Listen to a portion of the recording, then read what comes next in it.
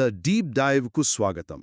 ఈనాటి లోతైన విశ్లేషణలో మనం ఒక అద్భుతమైన ప్రాచీన మూలం గురించి మాట్లాడుకోబోతున్నాం. దీని పేరు crafting the vessel of awakening. అవును, ఇది అంగుత్తర నికాయలోని 496వ సూత్రం. ఈనాటి మన విశ్లేషణ ముఖ్య ఉద్దేశమేంటంటే, జ్ఞానోదయం లేదా విముక్తి అనేది అకస్మాత్తుగా ఆకాశం నుండి ఊడిపడే ఒక అద్భుతం కాదు. ఖచ్చితంగా కాదు. దానికి సరైన ప్రణాళిక, నైపుణ్యం మరియు నిరంతర కృషి అవసరం. ఈ విషయాన్ని వివరించడానికి ఈ మూల గ్రంథం పడవ తయారీ అనే ఒక అద్భుతమైన రూపకాన్ని తీసుకుంది. సరిగ్గా చెప్పారు. ఒక వ్యక్తి ఉరకలెత్తే నదిని దాటాలనుకున్నప్పుడు ఎటువంటి ఆలోచన లేకుండా కేవలం ఆ నీటిలోకి దూకడు కదా? దూకడు. దానికి బదులుగా అతను ముందుగా ఒక అడవిలోకి వెళ్తాడు. అక్కడొక దృఢమైన చెట్టుని ఎంచుకుని దానితో స్వయంగా ఒక పడవను తయారు చేస్తాడు. ఆ తర్వాతే నదిని దాటే ప్రయత్నం చేస్తాడు. వినడానికి ఇది ఒక సాధారణ వడ్రంగి పనిలా అనిపించినా దీని వెనకున్న అర్థం చాలా లోతైనది. బుద్ధుని బోధనలలో అత్యంత కీలకమైన 10 అంచెల మార్గాన్ని ఇది దశలవారీగా వివరిస్తుంది. ఒక చెట్టును ఎంచుకోవడం నుండి మొదలుపెట్టి దానిని పడవగా మలచి ప్రమాదకరమైన ప్రవాహాలున్న నదిని దాటటం. ఇదంతా ఒక సాధకుడి అంతర్గత ప్రయాణానికి ప్రతీక. తన మనస్సును ఎలా నియంత్రించుకోవాలి, ప్రవర్తనను ఎలా సరిదిద్దుకోవాలి, అంతిమంగా విముక్తిని ఎలా సాధించాలి అనే విషయాలను ఇది స్పష్టంగా చెబుతోంది. సరే, దీన్ని లోతుగా విశ్లేషిద్దాం. అసలు ఈ పడవ తయారీ ప్రక్రియ అడవిలో ఎలా మొదలవుతుందో చూద్దాం. ఆ వ్యక్తి ఒక సరైన చెట్టుని ఎంచుకున్న తర్వాత గొడ్డలి తీసుకుని దాన్ని కేవలం మొదలు దగ్గర కత్తిరించడు. అవును, దానిని వేర్లతో సహా భూమిలో నుంచి బయటకు తీస్తాడు. సాధారణంగా చెట్టును నరకడం వేరు, వేర్లతో సహా పెకలించడం వేరు కదా. ఈ చర్య మన ప్రయాణంలో దేనిని సూచిస్తుందో వివరిస్తారా? ఈ వేర్లతో సహా పెకలించడం అనేది ఈ మార్గంలో మొదటి దశ. దీనినే సరైన దృష్టి లేదా సమ్యక్ దృష్టి అంటారు. ఒక చెట్టును కేవలం పైపైన నరికితే వర్షం పడినప్పుడు ఆ వేర్ల నుంచి మళ్లీ కొత్త చిగుర్లు వస్తాయి. అంటే మనసులోని నేను లేదా నాది అనే అహంకారం కూడా సరిగ్గా ఈ వేర్లలాంటిదే అంటారు. అక్షరాలా అంతే. అవి చాలా లోతుగా పాతుకుపోయుంటాయి. పైపైన మన ప్రవర్తనను మార్చుకున్నా లోపల ఆ అహంకారముంటే మళ్లీ పాత ఆలోచనలే చిగురిస్తాయి. కాబట్టి ఆ నేను అనే తప్పుడు దృక్కోణాన్ని సమూలంగా తొలగించటం ద్వారానే అసలైన ప్రయాణం మొదలవుతుంది. నేల నుండి చెట్టును వేరు చేసినప్పుడే కదా దానిని పడవగా మార్చే అవకాశం కలుగుతుంది. నిజమే. వేర్లను పూర్తిగా తొలగించాలనే ఆలోచన చాలా అర్థవంతంగా ఉంది. అయితే దీని తర్వాత మరో ఆసక్తికరమైన పని జరుగుతుంది. వేర్లను తీసేసిన తర్వాత ఆ వ్యక్తి ఆ చెట్టు పైభాగాన్ని కూడా కత్తిరించివేస్తాడు. అంటే ఆకాశం వైపు పెరిగే భాగాన్ని కత్తిరించటం. ఇది సరైన సంకల్పం లేదా సమ్యక్ సంకల్పానికి సూచిక. కింద వేర్లు లేవు, పైన కొమ్మల పైభాగం లేదు. దీని వెనక ఉన్న ఆంతర్యం? చెట్టు ఎప్పుడూ పైకి ఇంకా ఇంకా ఎదగాలని ఆకాశం వైపు చూస్తుంటుంది కదా. మనసు కూడా ఎప్పుడూ భవిష్యత్తు గురించి, కొత్త కోరికలు గురించి వెతుకులాడుతూ ఉంటుంది. రేపు ఏమి జరుగుతుంది, ఇంకేమి సాధించాలి అనే ఆలోచనల వైపు పరిగెడుతుంది. ప్రాపంచిక కోరికల వైపు పెరిగే ఆలోచనలను కత్తిరించివేయడం.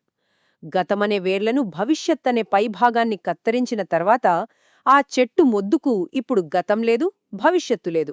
మిగిలేది వర్తమానం మాత్రమే. ఒక సాధకుడు నిరంతరం వర్తమానంలో జీవించడం ఇక్కడి నుండే ప్రారంభమవుతుంది. గతం తాలూకు వేర్లను, భవిష్యత్తు తాలూకు ఆశలను వదిలేసి కేవలం ఈ క్షణంలో ఉండటం. అవును. ఇక ఈ సంభాషణను ముందుకు తీసుకెళ్తే, చెట్టును అలా సిద్ధం చేసిన తర్వాత ఆ వ్యక్తి తన గొడ్డలి, కత్తి తీసుకుని దానికున్న చిన్న చిన్న కొమ్మలు, ఆకులు మరియు బెరడును తొలగించడం ప్రారంభిస్తాడు. ఒక పెద్ద మొద్దును శుభ్రం చేసే ప్రక్రియ ఇది. ఆ కొమ్మలు మరియు బెరడును తొలగించడం అనేది మన బాహ్య ప్రవర్తనను సరిదిద్దడానికి ప్రతీక. ఇది ప్రధానంగా 3 దశలను కలుపుతుంది. అవే సరైన వాక్కు, సరైన కర్మ మరియు సరైన ప్రవర్తన. అంటే మనం ఇతరుల గురించి మాట్లాడే అనవసరమైన మాటలు, అసత్యాలు, కఠినమైన పదజాలం మన ప్రయాణానికి ఆటంకం కలిగించే చిక్కుబడ్డ కొమ్మలు లాంటివంటారా? ఖచ్చితంగా. అలాగే మనం చేసే పనులు, అంటే హింసకు పాల్పడటం లేదా ఇతరులకు హాని చేయడం కూడా ముళ్లకొమ్మల్లాంటివే. వాటిని తొలగిస్తే తప్ప పడవను మల్చడం సాధ్యం కాదు. ఇక్కడ అత్యంత ఆసక్తికరమైన విషయమేమిటంటే మనం అనుసరించాల్సిన మధ్యమార్గం. మధ్యమార్గం పడవ తయారీలో దీని ప్రాముఖ్యత ఏమిటి? పడవ తయారీలో చెక్కను ఎంతమేర ఉంచాలి, ఎంతమేర తొలగించాలి అనేది అత్యంత కీలకమైన విషయం. పడవ మరీ బరువుగా ఉందనుకోండి. అది నీటిలో సులభంగా మునిగిపోతుంది, ప్రయాణం చేయలేం. అవును, మన జీవితంలో కూడా మితిమీరిన ప్రాపంచిక సుఖాలకు బానిసవ్వడమనేది ఈ బరువైన పడవలాంటిదే. అది మనల్ని సంసారమనే నదులో ముంచేస్తుంది. మరోవైపు బరువు తగ్గించాలని చెక్కను మరీ ఎక్కువగా చెక్కితే పడవ పల్చబడిపోయి నీటి ప్రవాహానికి తట్టుకోలేక ముక్కలైపోతుంది. సరిగ్గా అదే జరుగుతుంది. ఇది దేన్ని సూచిస్తుందంటే తనను తాను తీవ్రంగా హింసించుకునే కఠినమైన పద్ధతులు. ఈ రెండు తీవ్రతలు ప్రమాదకరమే. వీటికి దూరంగా సమతుల్యంగా ఉండటమే అసలైన మధ్యమార్గం. బరువుగా ఉంటే మునిగిపోతుంది, పల్చగా ఉంటే పగిలిపోతుంది. ఇది నిజంగా ఆలోచింపజేసేది. ఇక్కడే అసలు విషయం మరింత ఆసక్తికరంగా మారుతుంది. బయటి భాగాన్ని సున్నితంగా చేసిన తరువాత ఆ వడ్రంగి ఒక ఉలిని తీసుకుని ఆ చెట్టు మొద్దు లోపలి భాగాన్ని చెక్కడం ప్రారంభిస్తాడు. లోపలున్న గట్టి చెక్కను తొలగిస్తూ ఒక ఖాళీ స్థలాన్ని సృష్టిస్తాడు కదా. ఒక ప్రయాణికుడు నదిని దాటాలంటే ఆ పడవ లోపల అతను కూర్చోవడానికి ఖాళీ స్థలం ఉండాలి. పూర్తిగా చెక్కతో నిండి ఉన్న మొద్దు మీద కూర్చుని ప్రయాణించడం అసాధ్యం కదా. ఈ లోపలి భాగాన్ని చెక్కడం మనకు సరైన ప్రయత్నం గురించి వివరిస్తోంది కదా. అవును, సమ్యక్ వ్యాయామం. మన మనసు కూడా ఆ గట్టి చెక్క మొద్దులాంటిదే. లోపల నిండా ప్రాపంచిక కోరికలు, ద్వేషం, మోహం అనే కఠినమైన పదార్థాలు పేరుకుపోయి ఉంటాయి. పడవలో ప్రయాణించడానికి స్థలం కావాలంటే చెక్కను ఎలాగైతే ఉలితో చెక్కి బయటపడేస్తామో మన మనసులో ఉన్న ఈ అవాంఛిత ఆలోచనలను నిరంతర ప్రయత్నంతో చెక్కి బయటపడేయాలి.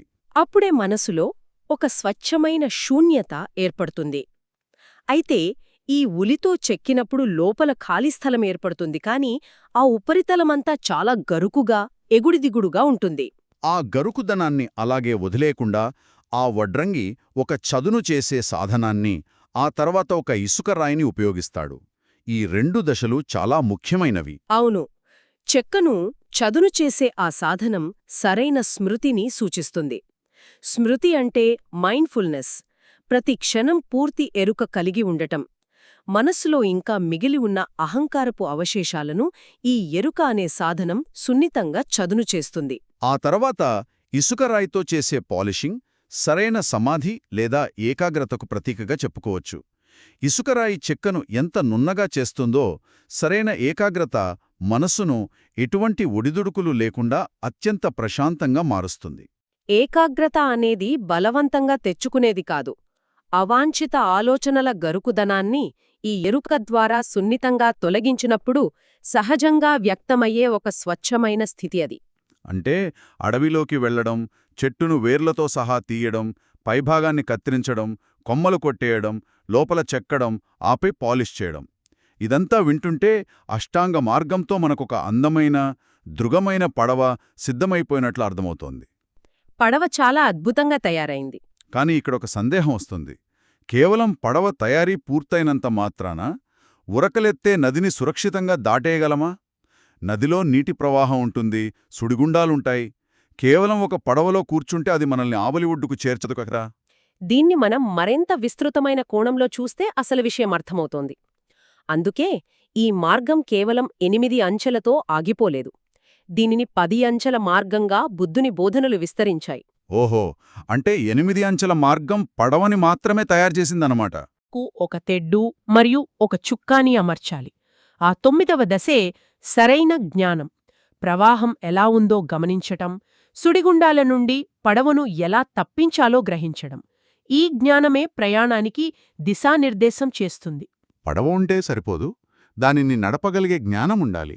ఆ జ్ఞానంతో పడవను నడుపుతూ సురక్షితంగా నదిని దాటి ఆవలి ఒడ్డుకు చేరుకోవడమే 10వ దశ. అదే సరైన విముక్తి. ఈ 10 అంచెలతోనే ఒక వ్యక్తి ప్రయాణం పరిపూర్ణమవుతుంది. పడవ తయారీ నుండి విముక్తి వరకు ఈ రూపకం అంతర్గత ప్రయాణాన్ని వివరించిన విధానం చాలా లోతుగా ఉంది. అయితే మూల గ్రంథంలో నాకు బాగా ఆశ్చర్యం కలిగించిన విషయం మరొకటుంది.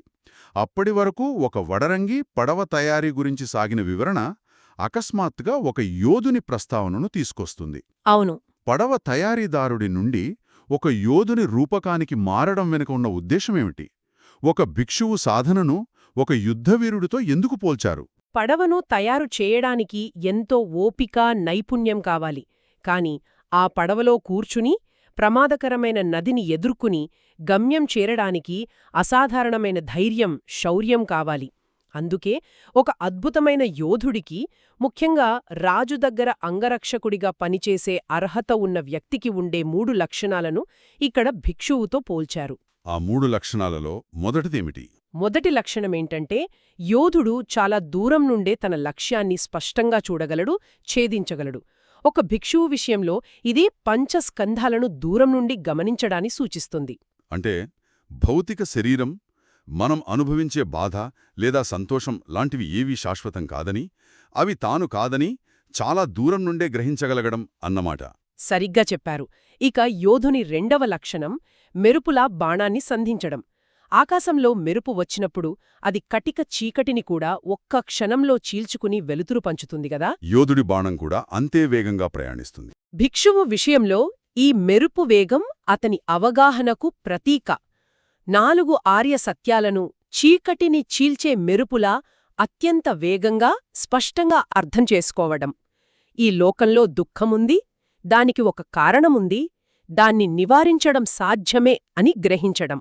ఆ సత్యాలు అతని మనసులోని అజ్ఞానపు చీకటిని మెరుపులా చీలుస్తాయి. ఎటువంటి జాప్యం లేకుండా ఆ సత్యం తక్షణమే బోధపడుతుంది. ఇక మూడవ లక్షణం భారీ వస్తువులను ఛేదించడం. కేవలం దూరం నుండి చూడటం, వేగంగా బాణం వెయ్యడమే కాదు, ఆ బాణానికి భారీ రాళ్లను కూడా ముక్కలు చేసే శక్తి ఉండాలి. భిక్షువు ప్రయాణంలో ఈ భారీ అడ్డంకి ఏంటి? అదే అవిద్య లేదా అజ్ఞానం. ఇది ఒక అభేద్యమైన భారీ పర్వతంలాంటిది.